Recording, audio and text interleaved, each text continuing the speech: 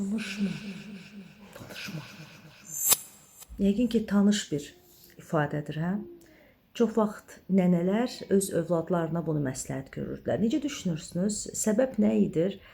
Bu formada ailəni qorumaq alınırdımı? Münasibətlərdə yaranmış problemləri susmaqla həll etmək mümkün idimi? Fikirlərinizi yaza bilərsiniz. Çünki bu məqsədyönlü aparılan, belə deyək də, davranış modeli çox vaxt ola bilər ki, ailələri qoruyurdu. Amma o hisslər, emosional cəhətdən insanla yaxınlığınız bu sarıdan çox ciddi bir boşluqlar yaranırdı. Çünki susmaqla insanlar əslində bir-birlərindən uzaqlaşırdılar.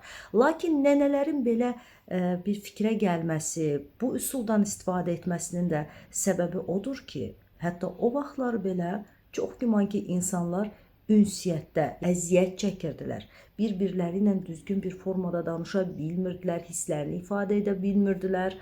Amma ünsiyyətə yönəlmiş terapevtik metodlar ailə terapiyasında sizi nəinki münaqişələrdən qoruya, hətta bir-birinizə emosional cəhətdən daha da yaxınlaşdıra bilər.